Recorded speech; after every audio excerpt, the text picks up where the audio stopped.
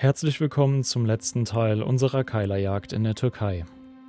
Nachdem wir beim letzten Mal diverse Erfolge feierten, ging es für uns nun ein weiteres Mal auf eine nächtliche Pirsch raus in die Berge.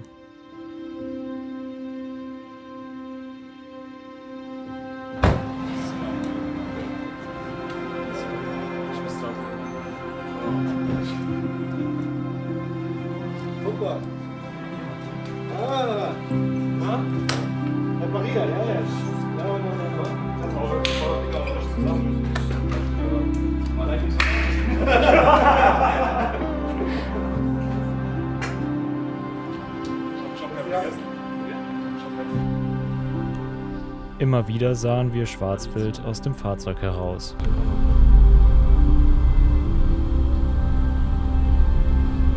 Wir sind jetzt hinterm Hügel.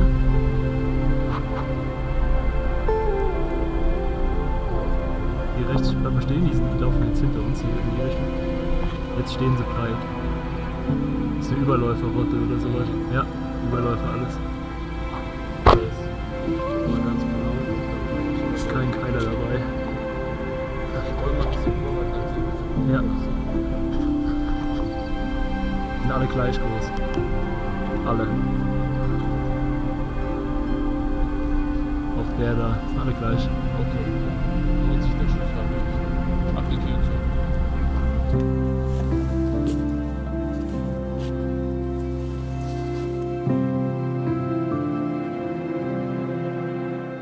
Und dann konnte ich aus dem Fenster einen weiteren sehr starken Keiler im Gegenhang ausmachen.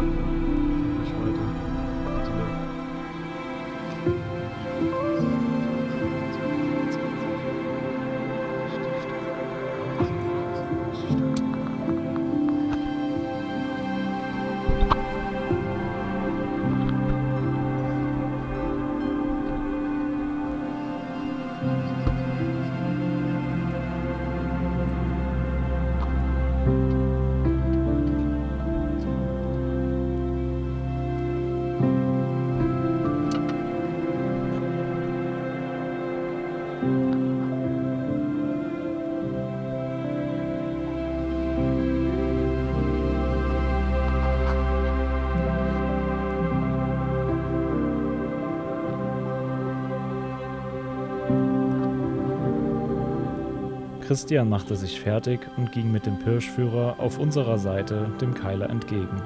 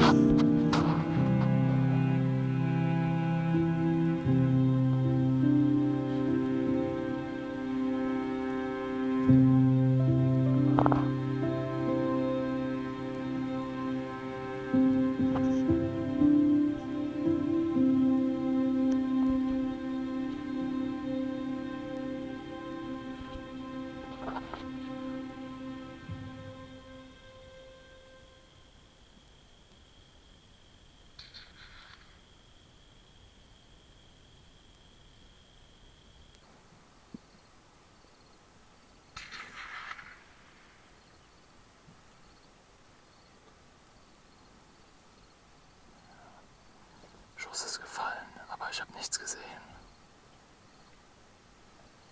War daneben. Der hat gefehlt, ne? Der hat 100% gefehlt. Ja, ich habe nichts gesehen. Nee, ich auch nicht. Was sagst du? Der war richtig stark. Ja, der wird wahrscheinlich gefehlt worden sein. Also ich habe keinen Schweiß gesehen, gar nichts. Nach zahlreichen weiteren spannenden Pirschgängen in der Nacht stand für uns nun eine Drückjagd bei sommerlichen Temperaturen an.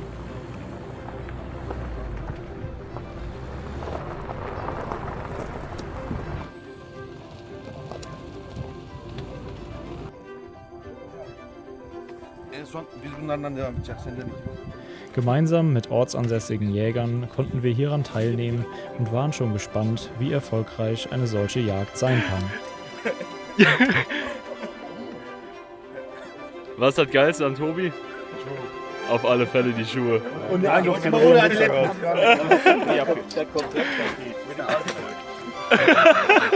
Tütchen dabei. Der ganze Typ ist am Limit. Sonra misafirhaneye geçtik. Ondan sonra Freigabe ist klar. Ne? çarşı da uzak. Auf jeden Fall, schon alles verstanden. Şey var. Öğrenci, üniversite öğrencisi. Bize de o ayaklar. Oktama al, yaparız. Tamam abi. Biz ki dedim yeter bir daha iş. Der ist ein sportlos. Mit bequem. Ist herrlich. Jetzt sitzt mal schön da drin. Jetzt machen wir den Sitz zurück, richtig zurück. Sitz zurück. Okay. Ja. Warte, ich helfe dir. Da werden sie dann drüber ziehen. Dann kannst du dementsprechend, also merkst du, die sind jetzt unten noch rein. Kochen. Viel dann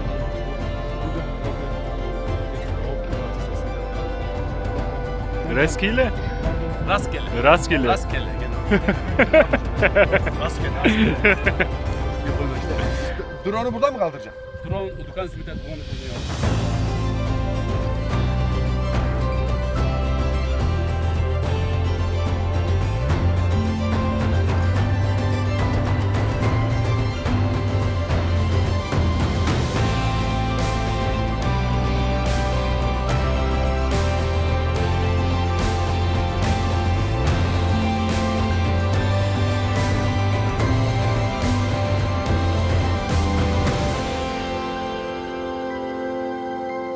Ja, wie ihr seht, andere Länder, andere Sitten.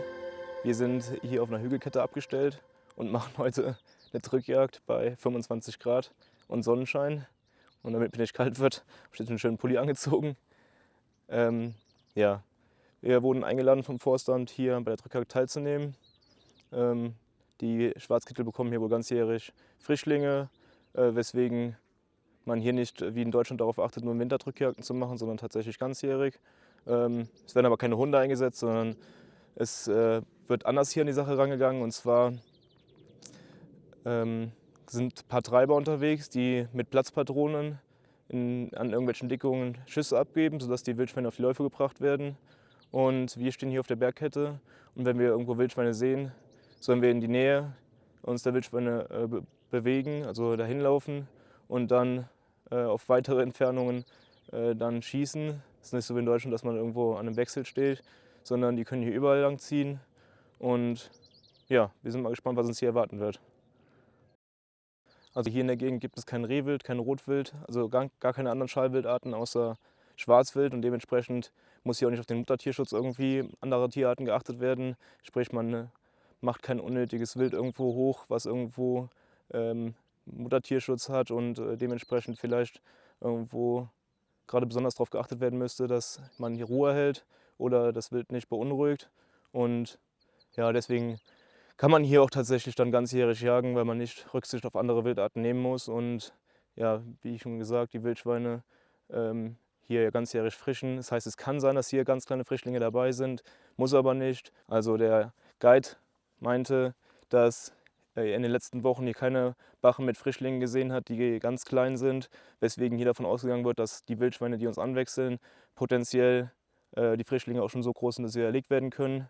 Und das Einzige, was nicht freigegeben ist, sind führende Bachen, aber das ist bei uns ja genau dasselbe. Und ja, schauen wir mal, was uns jetzt erwarten wird. Ja, jetzt haben wir unsere neue Büchse bereits auf der Pirsch zu Genüge ausgetestet und sind sehr zufrieden mit dem neuen Equipment, mit dem Glas von German Präzisionsoptik, mit dem Schalldämpfer von Fair und Devik. Und jetzt haben wir auch die Möglichkeit, unsere Waffe vielleicht auf der ersten Drückjagd hier einzuweihen. Und ich denke, genau deswegen ist das Glas auch hier mit der 13-fachen Vergrößerung schon optimal. Und ja, mal schauen, ob das Equipment genauso abliefern wird wie auf der Pirsch. 2 Schuss, 2 Treffer und mit dem Ergebnis wäre das hier schon überragend. Was uns aber sehr schwer fallen wird, weil die Entfernungen einfach brutal sind. Also wir haben hier einen Rundumblick von jeweils immer bis zu 300 Meter Schussentfernung, was wir uns aber nicht zutrauen. Die Türken hier sind es vielleicht gewohnt und machen es auch vielleicht dann immer, aber wir werden dann versuchen, so nah wie möglich ranzulaufen, auf den Pirschstück aufzulegen und dann zu schießen, wenn wir uns dann noch sicher sind. Ja, bleibt auf jeden Fall eine Herausforderung und Wir sind immer noch verblüfft, was uns hier erwartet, aber sind froh, mal an sowas teilzuhaben und auch vielleicht ein Verständnis dazu entwickeln, was hier so passiert und weswegen man hier aus der Türkei auch dann so jagt. Außergewöhnlich ist es ja trotzdem, dass man hier einen Repartierer jagt, sondern die macht es mit Flinten aufgeschossen und schießen damit auf 50 bis 100 Meter. Das kann ich mir gar nicht vorstellen, wie das funktionieren soll, aber anscheinend klappt das wohl auch.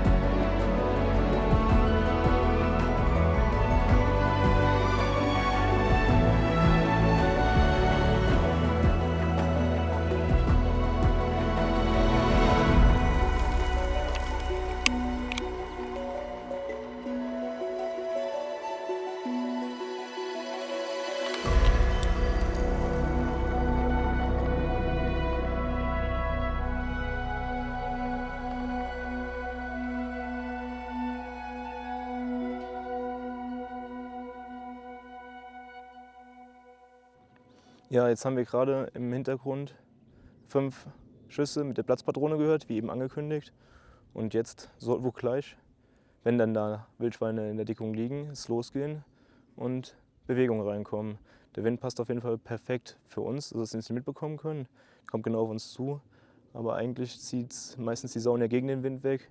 Deswegen rechne ich mir jetzt hier oben auf der Höhe auch nicht so die wirklich größten Chancen. Insbesondere deswegen, weil es Sauen ja eigentlich meistens dann ins Tal zieht. Aber ja, mehr als darauf vertrauen, dass wir uns einen guten Stand hier gegeben haben, können wir nicht. Und der nächste Schütze ist ganz da hinten 1,5 Kilometer entfernt und hat die Richtung auch 1,5 Kilometer entfernt. Mal schauen. Hier beim ersten ist nichts passiert, außer Knallerei von dem, der die Platzpatronen abgefeuert hat. Aber wir haben hier oben ja schön gestanden und hätten uns auf jeden Fall schlechter gehen können. Außer dass wir uns ein bisschen den Nacken verbrannt haben. Ist noch alles gut bei uns. Und ja, hier hätten wir wunderbar filmen können. Schießen glaube ich eher nicht, weil es einfach zu weit gewesen wäre. Das hätte ich glaube ich nicht gemacht. Außer die wären wirklich nah angewechselt. Aber es wäre trotzdem mal cool gewesen, einfach mal zu sehen, wie eine Rotte hier im helllichten Tageslicht über die Berge zieht. Das wäre glaube ich schon was Schönes fürs Auge gewesen.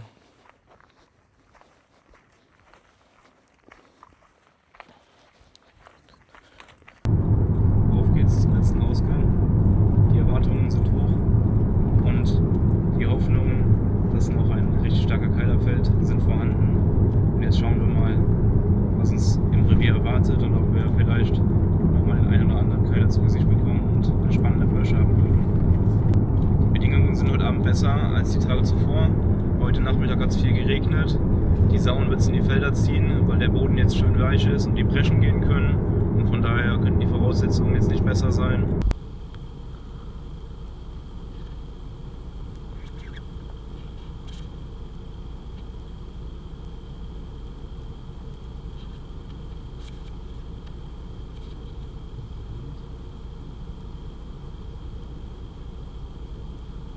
Starke einzelne Sau, hätte ich gesagt.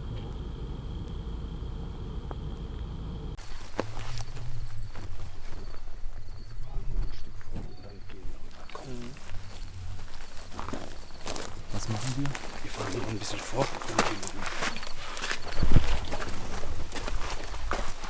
Das ist die erste Sau, oder? Die erste Sau auf 670 Meter entdeckt. Versuchen noch ein bisschen näher ranzufahren, weil hier die Schlucht dazwischen ist. Gitmemek için biraz ileri alacağım.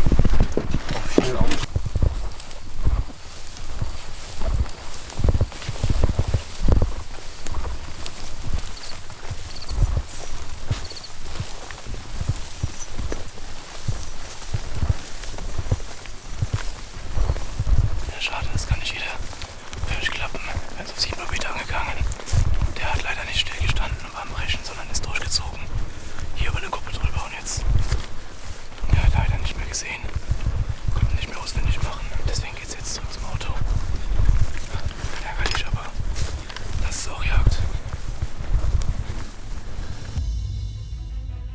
Nachdem wir am letzten Jagdtag leider nicht mehr an die starken Keiler herankamen, war die Enttäuschung nur von kurzer Dauer. Vielmehr blickten wir auf außergewöhnliche Jagdtage in der Türkei zurück. Von der ersten Minute an hat uns die Landschaft in ihren Bann gezogen. Die weiten Berge, die Wälder und die unberührte Natur bildeten die Kulisse für eine Reise, die uns noch lange in Erinnerung bleiben wird. Bereits der erste Keiler am ersten Abend ließ erahnen, welche beeindruckenden Wildschweine in diesen Revieren zu Hause sind.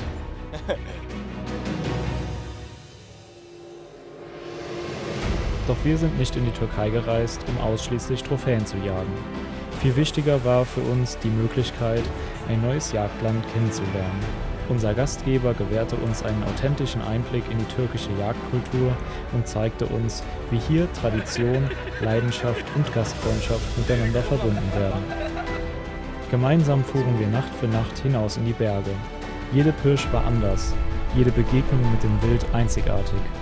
Wir erlebten spannende Anblicke, intensive Momente und durften miterleben, wie Tobi einen beeindruckenden Goldmedaillenkeiler im Getreide erlegen konnte. Auch unsere Mitjäger konnten starke Keiler strecken und so blieb jeder Jagdtag auf seine eigene Weise unvergesslich. Genauso haben wir aber auch erlebt, dass nicht jede Pirsch zum Erfolg führt.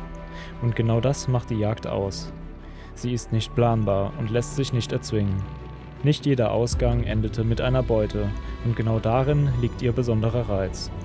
Denn am Ende bedeutet Jagd für uns weit mehr als das Erlegen von Wild. Es sind die gemeinsamen Erlebnisse, die Gespräche nach der Jagd, die Jagdfreundschaften, die Begegnungen mit anderen Kulturen und die Erinnerungen, die wir mit unseren Filmen für uns und für euch festhalten dürfen.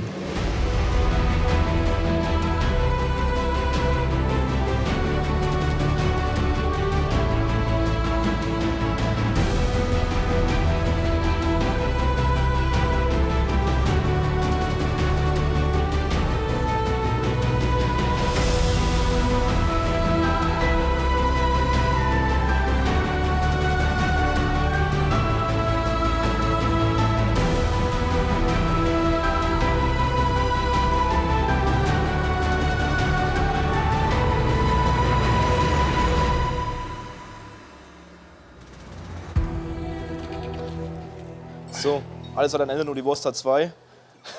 Leider ist die gemeinsame Zeit nun auch zu Ende, aber wir blicken zurück auf ein paar wunderschöne Jagdtage und wir haben gut Weidmannsheil gehabt und konnten Keiler erlegen, haben richtig viel Spaß in der Reisetruppe hier zusammen gehabt und einige Witze gerissen. Das war, glaube ich, das Wichtigste, dass wir einfach dauerhaft eine gute Zeit zusammen hatten und viel zusammen lachen konnten und deswegen auch am Ende zusammensitzen und einfach noch super happy sind und miteinander lachen können. Und ja, von meiner Seite kann ich nur sagen, ich habe die Zeit sehr genossen mit allen euch zusammen hier und bin sehr froh über das Jagderlebnis, was wir hier zusammen teilen konnten. Das Wetter hat super mitgespielt. Wir haben die Kultur hier richtig genossen und auch einen Einblick bekommen, nicht nur von der Touristenhochburg, wo ich sonst immer in Sido oder in Antalya unterwegs war, sondern tatsächlich mal hier vom Inland, von den Leuten einen guten Einblick bekommen, tatsächlich vom Essen auch mal ganz anders einen Einblick bekommen und dann auch hier das mitgenommen mit Friseur und allem drum und dran. Das war einfach ein richtig tolles Erlebnis und rundum sehr, sehr gelungen. Ja, kann ich mich nur anschließen. Ich bin vor allem gespannt, was ihr von uns haltet, ja, was wir für eine Reisegruppe war. Deswegen übergebe ich mal das Mikrofon an dich, erstmal an deinen Sohn. Ich steck's mir mal kurz hier in die Seite rein, dann ist es, glaube ich, ein bisschen besser. Wenn das jetzt natürlich klappt. Wenn er dich halt fest. Also, ich muss ehrlich sagen, tatsächlich, so eine witzige Truppe hatte ich noch nicht. Die 8 Stunden Fahrt habe ich mit euch wirklich sehr genossen, das war sehr witzig. Die Jungs haben sich dann gerne immer mal eine Stunde Schlaf geholt, dass sie sich wieder Energie sammeln konnten und dann wurden wieder Witze gerissen. Also, ich hab wirklich schon Bauchschmerzen vom Lachen gehabt, das war mega geil. Die Jungs werden ihren Spaß auch, denke ich mal, gehabt haben. Also, wir haben es wirklich sehr genossen, war mega cool und jederzeit wieder. Also, ich kann mich nicht beschweren, das war mega geil, Jungs. Ja, die Steinbockjagd steht ja noch an. Ja, wir warten jederzeit. Richtig. Wie gesagt, top Jungs. Ich würde einfach an meinen Senior noch übergeben, dass er auch noch ein paar Worte dazu sagen kann. Also ich kann mich nur daran anschließen, also top Mannschaft. Ich habe noch nie so nette Leute, also ihr seid zu 5 und einer besser als der andere vom Charakter her. Wirklich, also Hut ab, bleibt so und jederzeit wieder. Nicht nur jetzt geschäftlich, auch privat. Wir halten den Kontakt weiter. Es geht uns nicht nur ums Geld zu verdienen, sondern einfach auch die Freundschaft, die Kameradschaft zu erhalten. Und man braucht sich im Leben zweimal, nicht nur einmal. Und dieses Motto lebe ich auch und deswegen, also jederzeit auch als Gast, wenn ihr mal nur Urlaub machen wollt, wir haben am Strand ein schönes Haus, gerne mal die Family mitbringen. Das klingt wunderbar. Ne?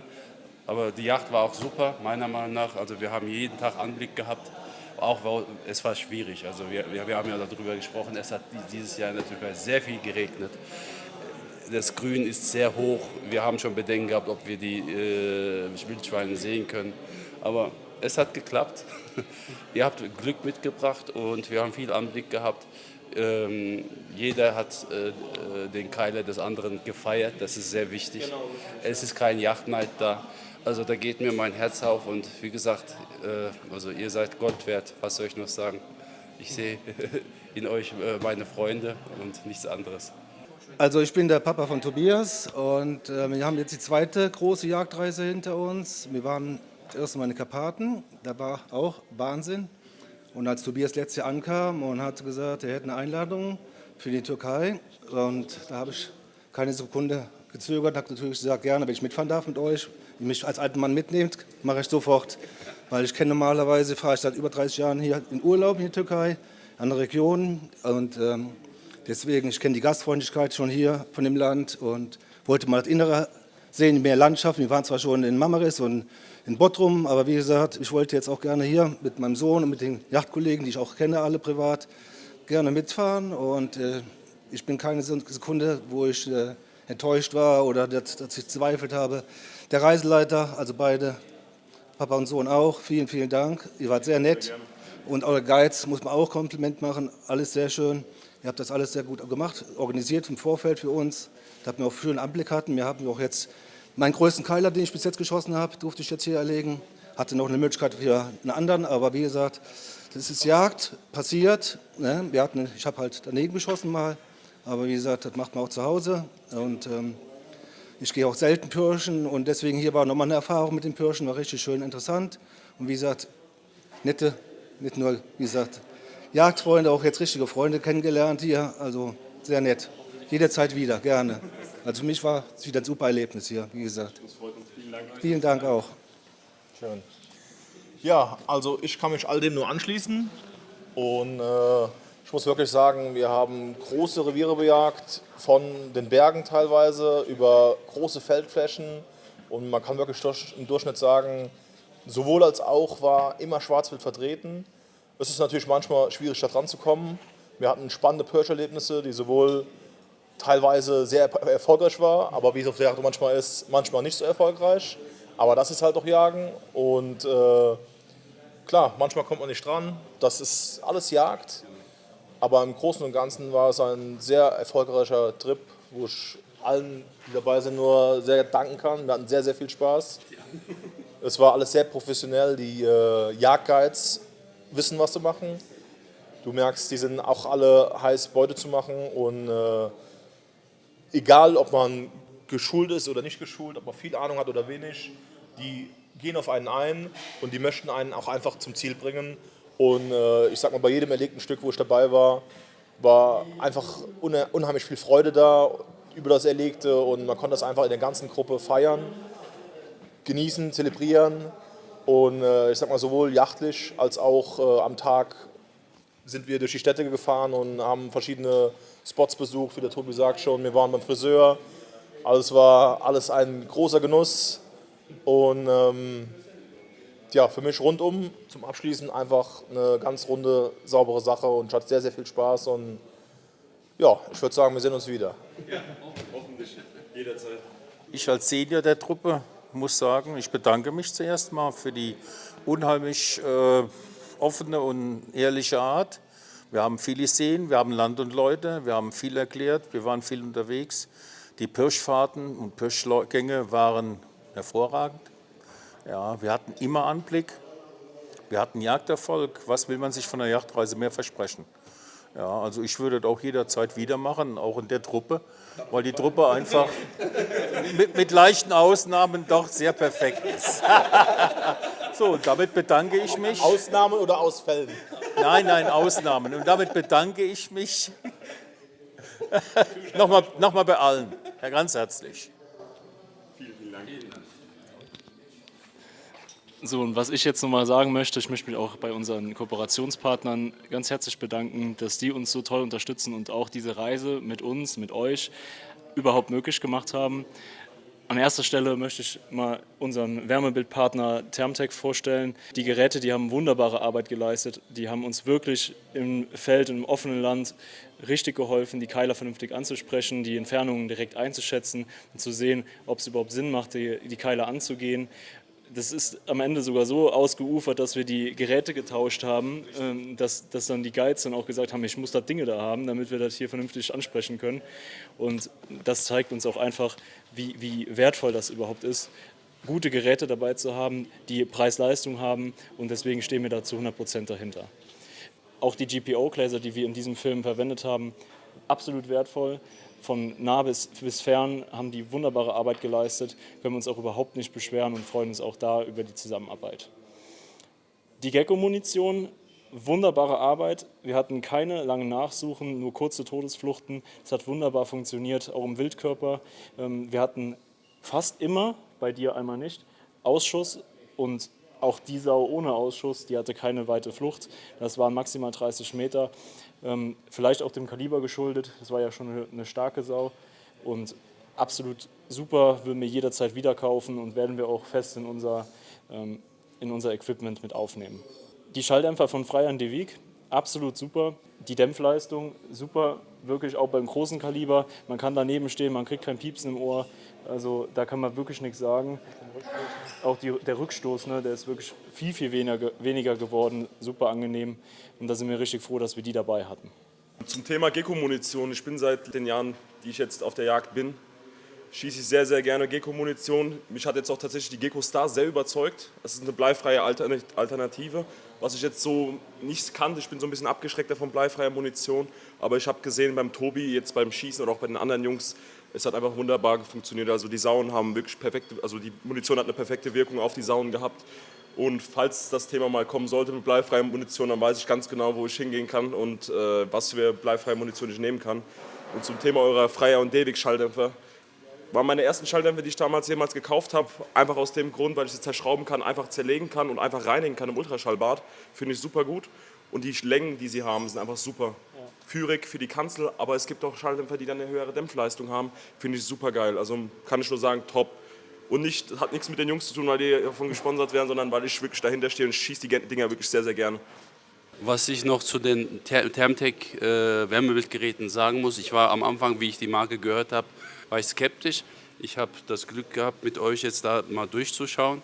Ich benutze ja von einem Mitbewerber die höhere Qualität, also das teuerste, was es gibt. Und auch ich musste bei meinen Keilern, die wir da in der Entfernung gesehen haben, das Gerät tauschen und die mit dem Thermtec nochmal besser ansprechen. Und da hat man wirklich deutlich, also 30-40% mehr Klarheit gesehen. Bessere Auflösung bei Zoom, keine Digitalisierung, und das ist uns sehr wichtig, gerade bei weiten Entfernungen, weil wir haben hier halt die weiten Entfernungen bis zu der Sau. Da konnte man es wirklich ansprechen und dann die Sau auch angehen. Andersrum hätte man erstmal ein bisschen pirschen müssen, näher rankommen müssen, oh, ist doch nicht die richtige Sau, wieder zurücklaufen müssen, aber Top-Gerät, wirklich, also das nächste Gerät von uns wird bestimmt ein Thermtec werden. Sehr gut. Und ich möchte mich einfach nochmal bei euch bedanken, dass ihr die 3 Teile durchgehalten habt. Vielen Dank fürs Zusehen und wir sehen uns auf jeden Fall im nächsten Video. Danke.